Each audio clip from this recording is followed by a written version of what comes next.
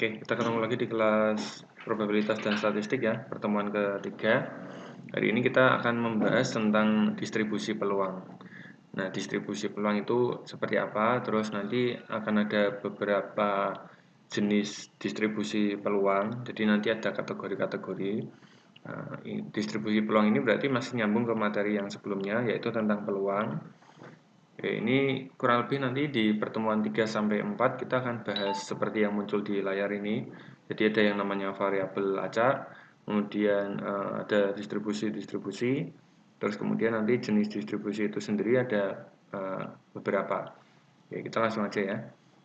Oke, jadi gini, setiap peristiwa atau setiap kejadian kan itu pasti memiliki yang namanya probabilitas atau peluangnya masing-masing. Misalkan nih kejadian kalau kita lempar satu dadu yang isinya 6 sisi itu berapa peluang munculnya mata dadu 1, berapa peluang munculnya mata dadu 2 dan seterusnya sampai dengan 6. Nah, setiap peristiwa yang terjadi di dadu itu ketika dilemparkan itu kan berarti ada 6 peluang yang bisa kita hitung kan.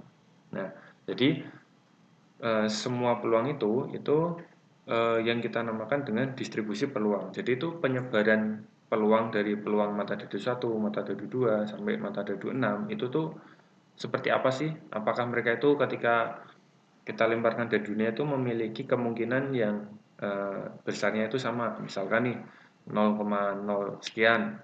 Nah, apa mereka itu berbeda? Nah, jadi nanti itu yang kita bahas.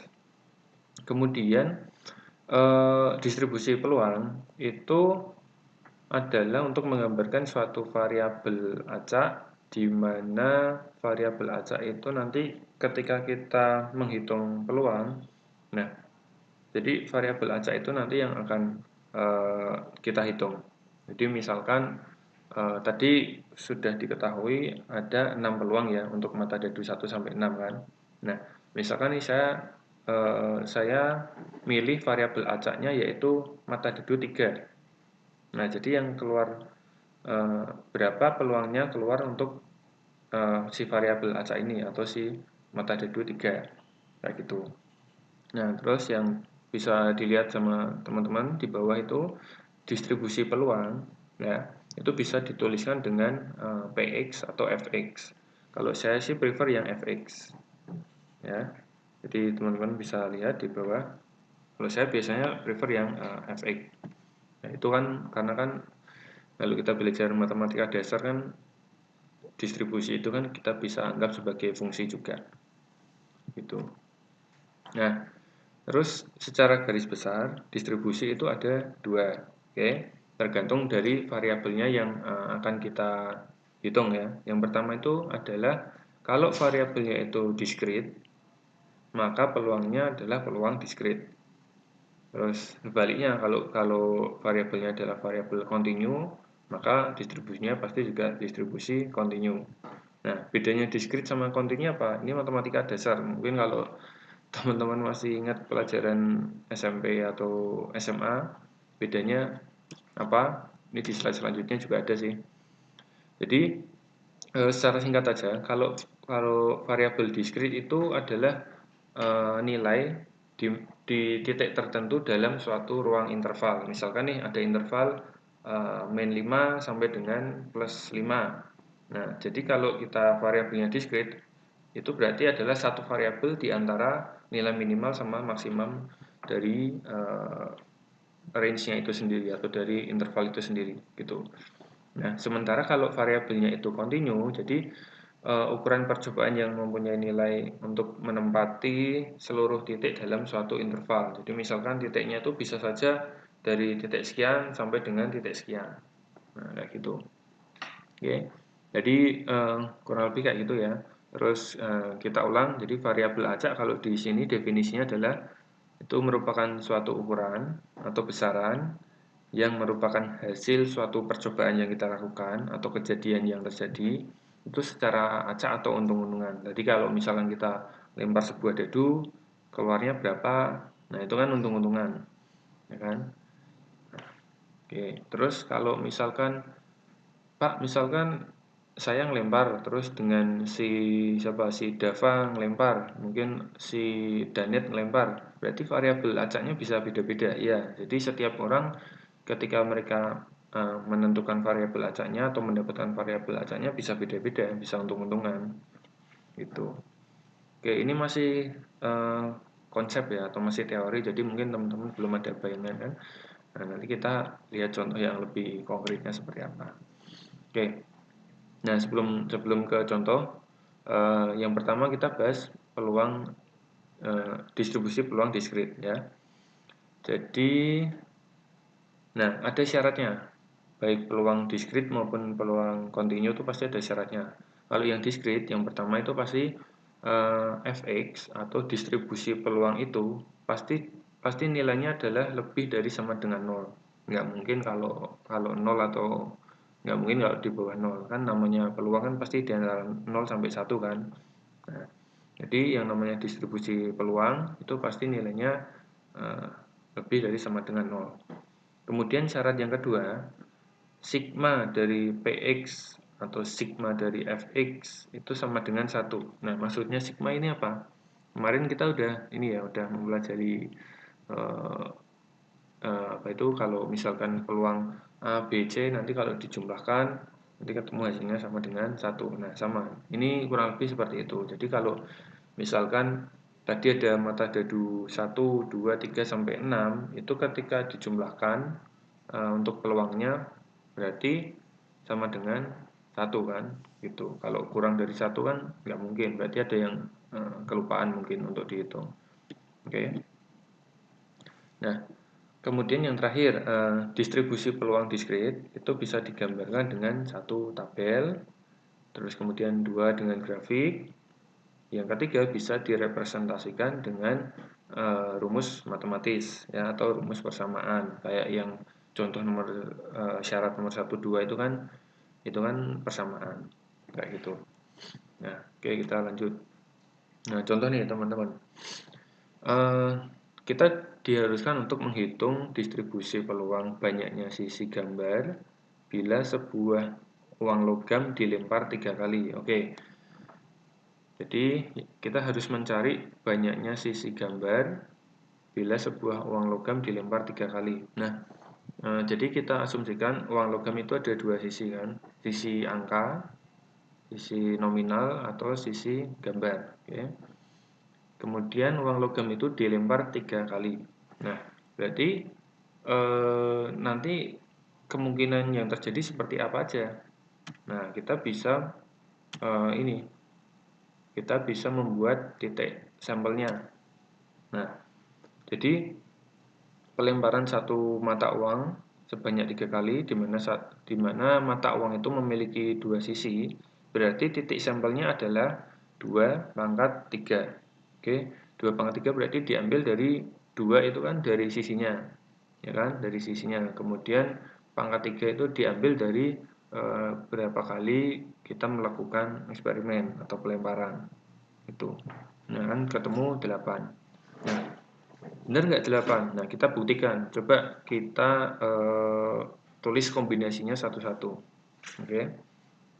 Teman-teman lihat di yang gambar yang himpunan sampel itu S sama dengan yang pertama kemungkinannya bisa angka-angka-angka. Oke. Yang kedua angka-angka gambar, yang ketiga angka gambar-gambar, dan seterusnya sampai gambar-gambar angka. Nah, ini posisi dari angka dulu atau gambar dulu nggak masalah ya. Yang penting dalam 3 kali lemparan itu ada berapa angka, ada berapa gambar. Oke.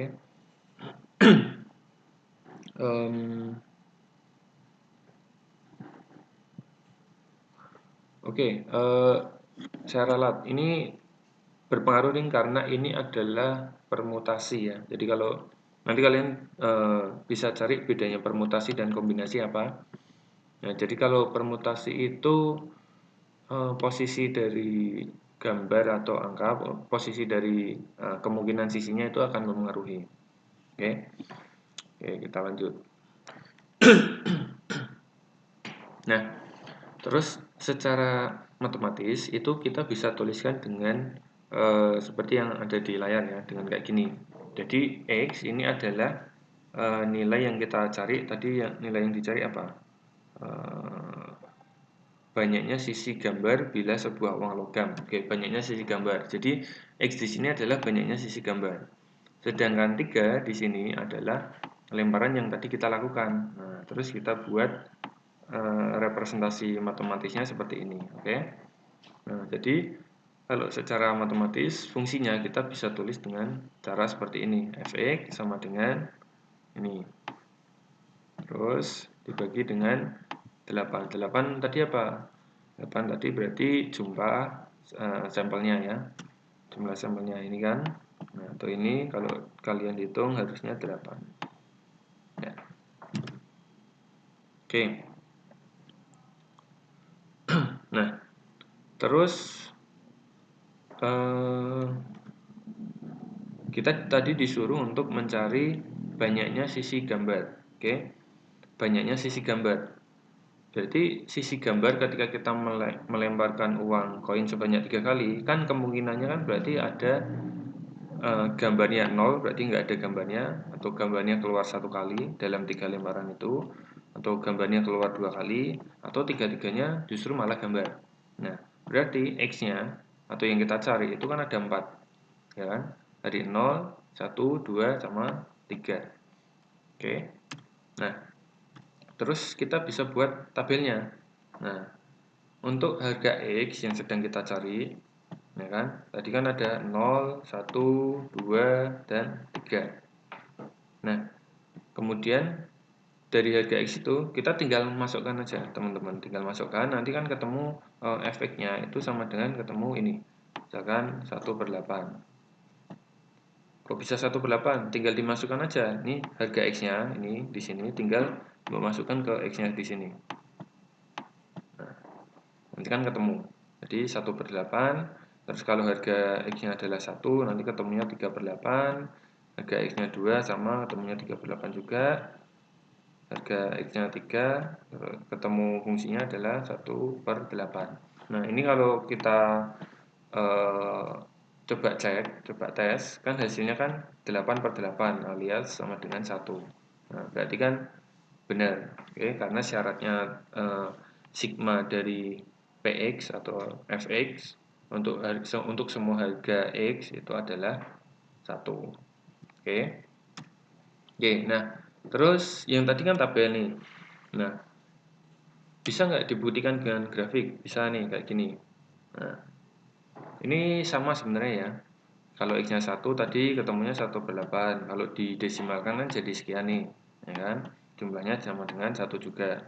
Nah, terus nanti teman-teman bisa gambarkan gitu. Mau gambar manual atau pakai Excel nggak masalah ya. Tapi intinya ini cuman untuk menggambarkan perbedaannya sebenarnya seberapa sih kalau misalkan X-nya 0, X-nya 1, sampai X-nya 3. Oh, ternyata perbedaannya itu segini. Ini cuma untuk menggambarkan aja, karena kalau kita membaca data itu kan lebih mudah sesuatu yang bisa dilihat ya daripada semuanya angka gitu. Oke.